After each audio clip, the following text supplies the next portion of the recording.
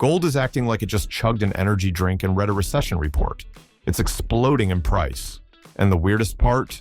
Nobody can agree on why. Here's what makes this so strange. For the last 50 years, gold averaged about 8% annual returns. Boring, predictable, the kind of asset your grandparents tell you to buy, just in case. But over the last 5 years, it's been averaging closer to 20% per year. That's not a good year. That's not market conditions. That's a fundamental shift that's making some of the smartest people in finance look genuinely confused. And here's the part that should grab your attention. Central banks, the institutions managing trillions of dollars, are quietly doing something they haven't done since 1950. Not traders, not economists, not analysts, and definitely not that guy on Reddit who's been stockpiling silver bars in his basement for the last decade. Everyone has a theory, nobody has the answer, and that should make you pay attention. The obvious answer that's actually wrong. The first thing people assume when they see gold prices climbing? Inflation. Makes sense, right? Everything costs more now. Rent's up, groceries are brutal, even a trip to McDonald's feels like fine dining these days. But gold isn't rising because of inflation, at least not the way you think. If gold was just reacting to inflation, it would have exploded back in 2021 when inflation hit 7 to 9% and everyone was losing their minds. It didn't. Gold barely moved. Only recently has gold started gaining serious momentum. So yes, inflation is part of the story, but it's not the main character. Something else is happening. And that something is way more unsettling than your grocery bill going up 20%. We'll come back to what that actually means for your money, because the real reason should make you rethink where you're keeping your savings. The real reason nobody wants to talk about. Foreign countries are quietly losing faith in the US dollar. And when I say quietly, I mean the same way someone quietly deletes all their couple photos on Instagram before announcing a breakup. The signs were always there. People just pretended not to see them. For 80 years, the US dollar has been the global reserve currency. That means central banks across the world hold massive amounts of dollars to make international trade easier and reduce risk. But recently, central banks are showing signs of change. They're not just dumping the dollar. That would be too obvious and would probably trigger a global panic. What they're actually doing is way sneakier. They're calling it diversifying away from the dollar, not dumping, diversifying slowly, strategically, like they're trying to tiptoe out of a room without waking up a sleeping giant. 20 years ago, central banks held over 70% of their reserves in US dollars. Today, that number's down to 58%. A 12-point drop might not sound like much, but when we're talking about central banks managing trillions of dollars globally, this isn't a harmless portfolio adjustment. This is a silent alarm. The financial giants of the world are losing trust in the very system that's been holding it all together for 80 years. And if the institutions that built this system don't trust it anymore, why should you? And those other options. It's not the euro. It's not the yen. It's not the pound. It's gold. Central banks are going all in on gold. Think of gold as insurance, not the kind you hope you'll never need, the kind you buy specifically because you're worried about what's coming. And right now, central banks are buying that insurance at levels we haven't seen in generations. For 3 years straight, 2022, 2023, and 2024, central banks bought over 1,000 tons of gold per year. That's more than double their average from the previous decade, which was around 450 tons annually. In fact, 2022 marked the highest gold buying year since records began in 1950. Let that sink in. The highest in over 70 years. And this buying spree isn't slowing down. Over 40% of central banks say they plan to buy even more gold over the next decade. Meanwhile, 95% of central banks expect gold holdings to keep rising over the next 12 months. This isn't a trend. This is institutional anxiety playing out in real time.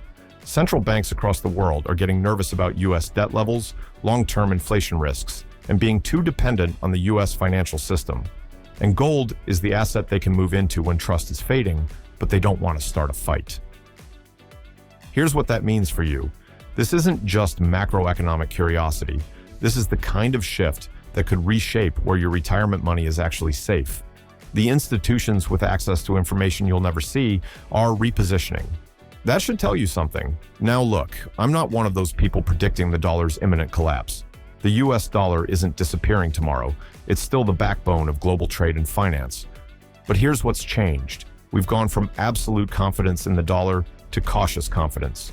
From the dollar is untouchable to the dollar is probably fine, but let's hedge our bets just in case. And that shift, that's what should get your attention. Because gold doesn't rise when people are optimistic. When trust is high, gold is boring. When markets feel stable, gold goes nowhere. When institutions feel safe, gold gets ignored. It's only when stability starts to slip that gold wakes up. The part that makes zero sense. Here's where this whole situation gets really strange. Right now, the stock market is hitting record highs. Tech companies are valued like the future is already here.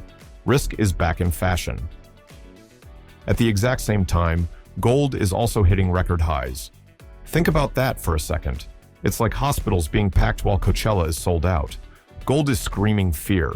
Stocks are screaming euphoria. Someone's lying. Markets don't usually do this. They pick a side. Either everyone's optimistic and piling into stocks, or everyone's scared and buying gold as a safety net. Right now, stocks are priced like everything's perfect. Gold is priced like something's deeply wrong, and bonds are just sitting there looking confused. Three different asset classes telling three completely different stories about what's coming next. When you see this kind of confusion across markets, it usually means one thing: nobody knows what's coming next. And when the smartest money in the world doesn't know what's coming, that's when you need to be paying extra attention. Why this actually matters to you. You might be thinking, okay, so central banks are buying gold and the dollar's losing some market share. Why should I care?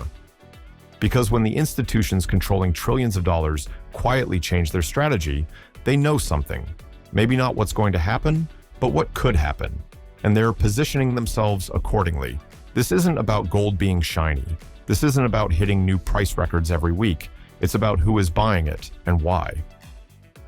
When the institutions managing trillions of dollars start moving away from the system that's worked for 80 years, that tells you something about what they think is coming.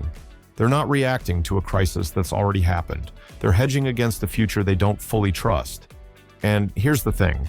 You don't have to panic about this. You don't need to run out and buy gold bars. You don't need to start prepping for the apocalypse.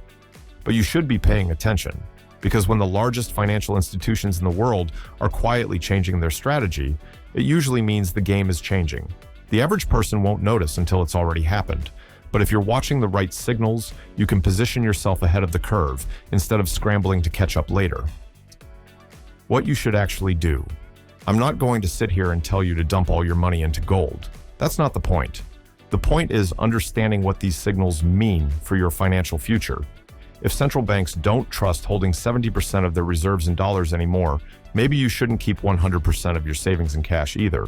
Diversification isn't just something financial advisors say to sound smart. It's what the biggest institutions in the world are actively doing right now. Maybe that means holding some gold.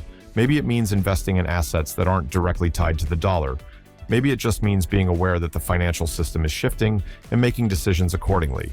Whatever you do, don't ignore it just because it seems complicated or because everything's been fine so far. Everything was fine for the British pound too until it wasn't. The signs are there. The institutions are moving. The question is whether you're going to pay attention or wait until everyone else figures it out. Look, I get that this stuff can feel overwhelming. Global reserve currencies, central bank policies, institutional repositioning, it's heavy. But here's what you need to understand. The last time gold behaved like this, it preceded a major financial shift. And right now, the signals are even louder. Gold hitting record highs while stocks are also hitting record highs isn't normal. Central banks buying more gold in 3 years than they did in the previous decade isn't normal. The dollar's reserve status quietly eroding to its lowest level in 30 years isn't normal. And when the things that are supposed to be stable start acting unstable, that's when the people paying attention get ahead, and everyone else scrambles to catch up after it's too late. The world's biggest players are already moving. They're not waiting for CNBC to tell them what's happening. They're reading the signals now and positioning early. You can wait for the headlines to confirm what's already in motion, or you can see what the institutions are actually doing and make your own decisions before the crowd figures it out. If you found this breakdown valuable, hit that like button and subscribe. I break down the money and market shifts that actually matter. The stuff that separates people who build wealth from people who wonder where it all went wrong. And if you want to understand what these market signals mean for your actual net worth right now, check out my recent video on the 3 net worth milestones that transform your life. Because understanding where you stand financially is the first step to making smart moves when markets start sending warning signs. I'll see you in the next one.